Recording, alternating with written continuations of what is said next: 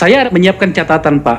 Ada 4 ancaman politik identitas itu kalau ada kalaunya. Kalau kemudian tidak dikelola dengan baik. Persis, ya. Oke. Mari gunakan akal pikiran, gunakan akal sehat untuk melihat sesuatu.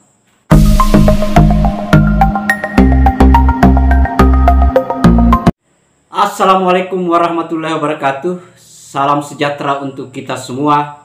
Salam demokrasi dan salam pluralisme. Oke, jumpa lagi sahabat-sahabat di Rahmat Channel. Nah, kali ini sahabat-sahabat itu sekaitan dengan Pilpres ini kan sudah dekat ya.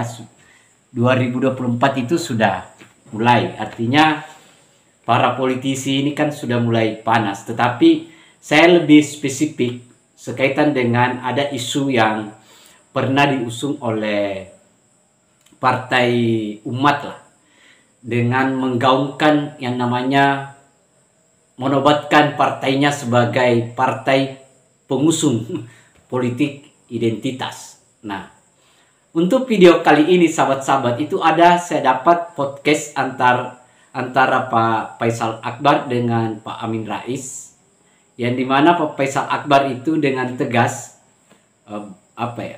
bertanya ke Pak Amin Rais.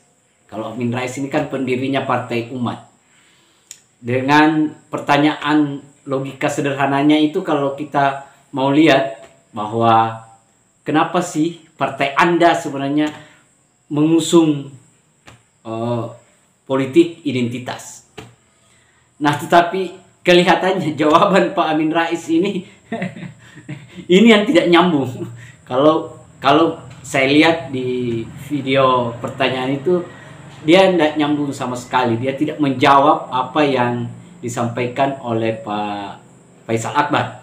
Tetapi untuk lebih lengkapnya sahabat-sahabat, mari kita lihat videonya. Ada ancaman realis menyangkut dengan politik identitas itu. Sejarah mengatakan itu. Setidaknya pada 10-15 tahun terakhir, saya kebetulan pernah berada di pusaran itu tahun 2014. Saya menyiapkan catatan, Pak. Ada 4 ancaman politik identitas itu kalau ada kalaunya. Kalau kemudian tidak dikelola dengan baik. Persis, ya. Oke. Nah, pertama adalah pemecahan masyarakat.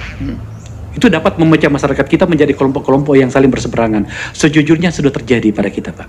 Oke. Yang kedua adalah pengkotakan kepentingan. Memecah perjuangan politik menjadi kelompok-kelompok kepentingan yang saling bersaing, yang kadang-kadang telah melupakan tujuan awal tadi ketika mereka memilih untuk isu itu. Yang ketiga adalah diskriminasi. Menyebabkan diskriminasi terhadap kelompok minoritas atau yang berbeda. Kita lihat itu bagaimana misalnya tindakan beberapa kelompok masyarakat ketika membangun satu rumah ibadah, dan kita lihat itu Pak Amin. Sejujurnya sebagai orang yang diajari oleh Pak Amin tentang Negara Kesatuan Republik Indonesia dengan seluruh kebesaran-kebesaran yang mengikutinya, Undang-Undang Dasar, Pancasila segala macam, itu melukai kita. Saya yakin itu juga melukai Pak Amin. Yang terakhir itu adalah manipulasi politik. Poin yang keempat ini yang sebenarnya itu dikhawatirkan, Pak, menggunakan isu politik identitas yang kemudian masuk pada polarisasi agama yang dampaknya sudah saya tunjukkan tadi, tapi sebenarnya itu adalah manipulasi politik. Apa jawaban Pak Amin? Ya, jadi begini. Sesungguhnya kalau kita lihat undang-undang dasar kita, itu kan juga udah indah sekali. Ya. Tapi the man behind the undang-undang itu yang memang kusut masai pikirannya itu, ya. Karena menurut saya itu loh, keadrengannya untuk berkuasa itu loh, ya. Kalau dalam bahasa Jawa itu ada kata-kata kirin nemoni malam, ya. Jadi pengemis, ya, masuk ke pasar malam, padahal gratis, wah kayak apa sukanya itu, ya. Atau kirin munggah balik, ya. Kiri itu kan, ya, hamba Allah yang pas-pasan, kemudian naik ke kasur itu, wah tidurnya nyenyak sekali gitu, ya. Nah, jadi begini Mas Akbar, ya. Jadi saya paham sekali, ya. Tapi maksud saya begini, ya, maksud saya sebuah kelompok yang namanya bangsa, atau lebih kecil sebuah kaum, ya, dari sebuah bangsa, ya, itu memang diplot oleh Quran itu seharusnya dari keadaan tertentu menjadi lebih baik. Jadi kalau orang khutbah itu, ya, orang khotib berkhutbah itu dia mengajak para jamaah Jumat itu ittaqullah la'allakum tattaqun. Ya. Kemudian wala tamutunna illa wa antum muslimun. Janganlah kamu sampai meninggal dunia padahal kamu bukan dalam keadaan Islam, berserah diri kepada Allah. Ya. Nah, tafsiran yang kreatif itu saya kira memang kita ini sebagai hamba Allah itu diseyogiakan dan diharuskan, ya. Makin tambah tua bukan tambah ngawur, tambah rusak, tapi tambah baik. Sebenarnya ketika Allah memanggil kita, itu kita dalam titik kulminasi ketakwaan kita kepada Allah. Ya, ini teori agamanya, ya. Nah, sesungguhnya kalau demokrasi itu ibaratkan seperti pasar ide, ya. Biarkanlah anak bangsa itu mengadu narasi, mengadu diksi, mengadu argumentasi, mengadu berbagai macam gagasan gitu, ya. Nanti yang akan diikuti biasanya loh, ya, yang paling bagus, yang paling bagus. Ya. Nah, sekarang yang menjadi masalah itu memang ini agak sulit, Mas, ya. Jadi dalam teori sosiologi itu, ya, itu memang biasanya pemimpin itu mewakili mayoritas rakyatnya, ya. Jadi kalau rasanya masih berpikir feodal, ketemunya pemimpin feodal itu. Tidak bisa rakyatnya feodal tiba-tiba pemimpinnya demokratis, kemudian suka bekerja, kemudian ya yang ideal-ideal itu, ya. Nah, jadi menurut saya begini, ya. Kalau saya nanti setelah Pak Jokowi ini, ya, PIN nasional itu jangan saya lebih merosot, ya. Jadi stop. Sekarang ini kan sudah, menurut saya sudah backsliding, sudah meluncur, ya. Iya, sahabat-sahabat, kita sudah lihat videonya. Bagaimana pasti sahabat-sahabat juga akan membuat analisa pemikiran terhadap dialog antara Pak Faisal Akbar dengan Pak Amin Rais.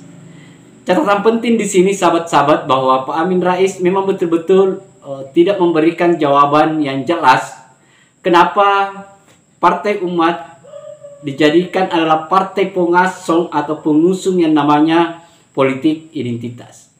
Padahal Pak Akbar sudah sampaikan berdasarkan pengalaman dan apa yang terjadi hari ini, masyarakat itu sudah punya paksi-paksi di lapangan, dan ini sangat berbahaya sekaitan dengan politik identitas. Dan Pak Amin Rais kalau kita lihat itu tidak memberikan jawaban apa-apa dari pertanyaan Pak Akbar Faisal.